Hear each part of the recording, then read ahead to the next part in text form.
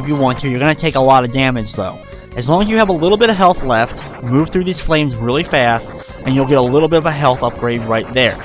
Hopefully one enemy will drop a little bit more health, which will usually happen between now and the end of the stage, either one of these flying guys or something right after this truck scene, so that we'll get a little bit of extra health before facing Turbo Man.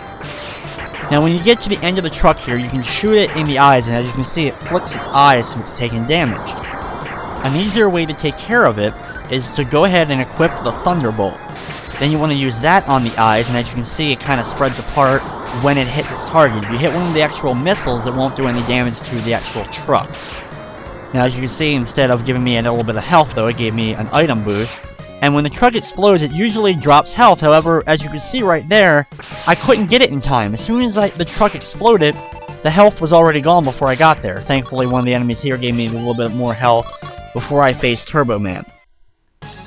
Now, Turbo Man is definitely one of the more hit-or-miss bosses. He can be really challenging to some, or really easy to others. His main ability is that Scorch Wheel he shoots out. As you can see with it, he jumps in the air with that full fire wheel and throws it at you wherever you're standing. He's going to throw it towards you. It then travels up the wall and breaks apart into 4 little flames. I like to usually move a little bit left towards him or right, depending upon what side of the screen he's on. He'll shoot it at me farther at. I'll be able to jump over the Scorch Wheel. It will then travel up the wall, and when it's traveling up the wall, I move towards that wall, and it goes over my head. Deliver a full charged up shot to Turbo Man, and he'll be able to not be knocked back. He'll usually, with the Scorch Flame or Scorch Wheel, he'll try to suck you into it as well until you hit him with a full charged up shot to end that whole sequence. If the flame hits you, you don't take just one damage. You take multiple hits and you're kind of frozen in place.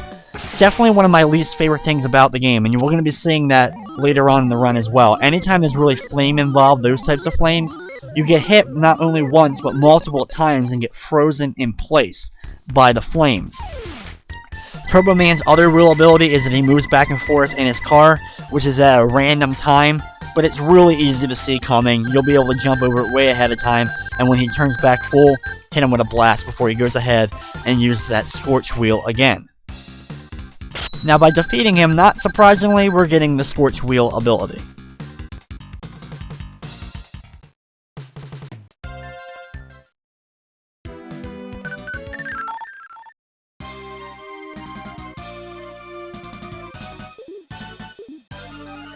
So now we're moving on to Slash Man.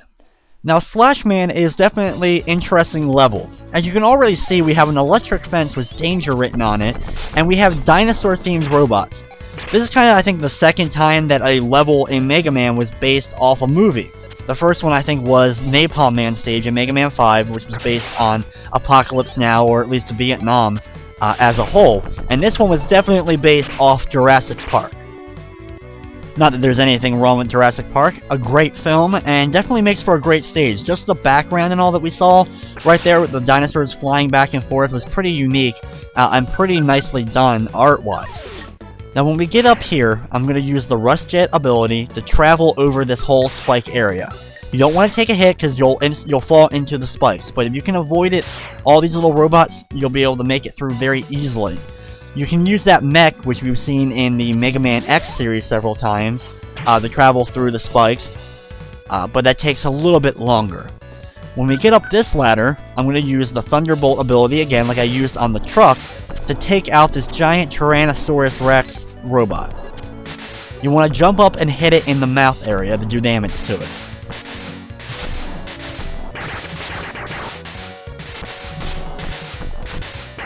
Now thankfully for the battle against it, it's not too tough when you get to the right side.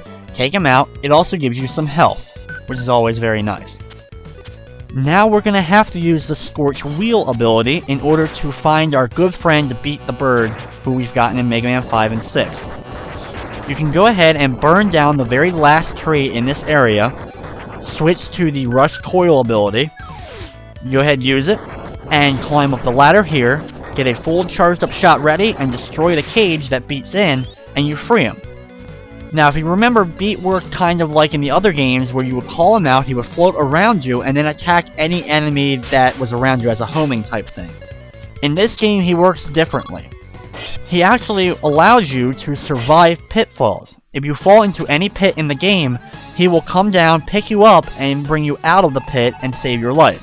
You have a certain amount of charges with B, and you can buy more from the shop, so that you can survive any fall in the pit. It definitely makes falling into the pit a lot more safer. Now Slash Man. He's one of those bosses you don't want to get close to him at all. When you're near him, he's going to use that slash ability, as you can see, to try to hit you. His other main thing is these weird globs of goo fall from the ceiling and kind of freeze you in place. By doing so, it allows him to easily target you and hit you with that full charged up shot he gets when he's climbing up and down the walls, which he loves to do. When he's climbing up and down the walls, or when he's on the wall, he's going to launch towards you. So if you stand a little bit in the middle or as far away from the wall as you can, he's going to shoot down, and as soon as he starts shooting down, either start moving to the opposite direction, either slide or walk away easily, so that you can get a full charged up shot and hit him with it when he does land.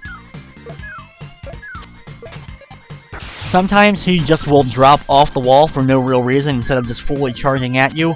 I'm not really sure 100% on Slash Man's mechanics as a whole.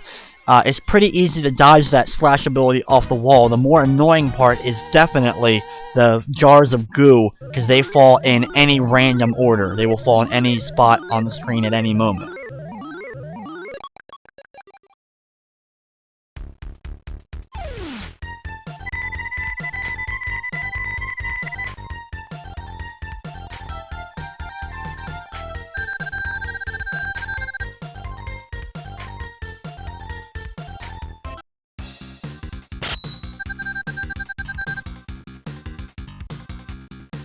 Now with Slash Man defeated, we get the Slash Claw ability, get our password, and now we're going to move on to Spring Man. Definitely one of the more hilarious robot masters in this game.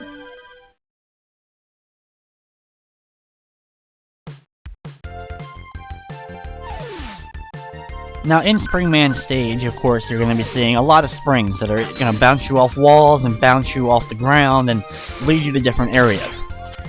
Now, I prefer, instead of just using the springs that go around the stage, I like to use the Rush Super Adapter, which definitely allows you to move through the stage a lot quicker. Now, in this stage, as far as item collecting is, we're going to have to find Auto Sprue, which allows us to, if we give it to Auto in the shop, would half the price of all the items that you buy from it. So that ends up being very useful, especially if you're going to go ahead and purchase stuff. Since I'm not, I'm going to still go ahead and grab the Auto Sprue, show you where it's located, so that you can use it in your runs of the game. And it's considered one of those items that's needed for like a 100% run of Mega Man 7.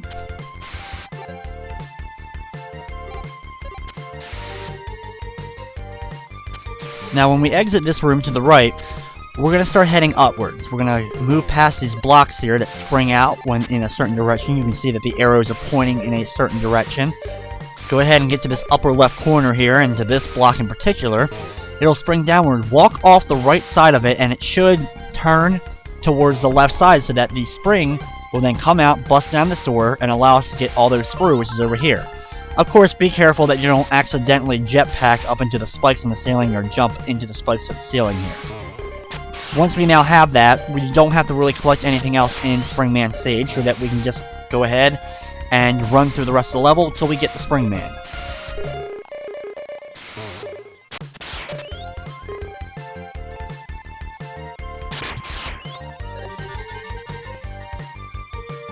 Now when we get over here, we take out the last enemy before the door, switch back to just the Mega Buster so I can use it against Spring Man, and then head into his lair.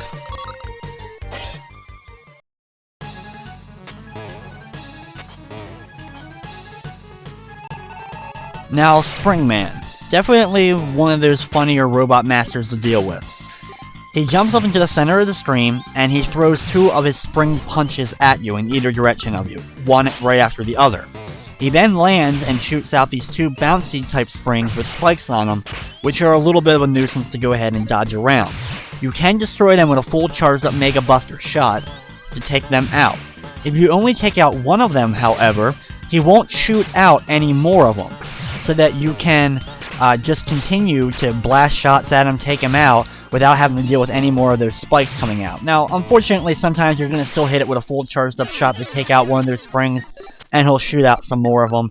They really aren't too bad. Just focus more on him than the springs themselves, and you should be able to take care of Springman rather easily.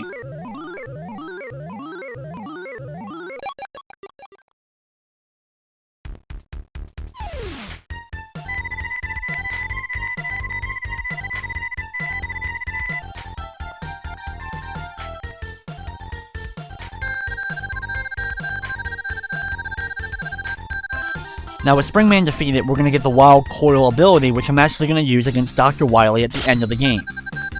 Now right here, we're going to face off with Shade Man. And he has a special trick to him because he has a special song, so I'll go ahead, when I select his stage, let you listen to that.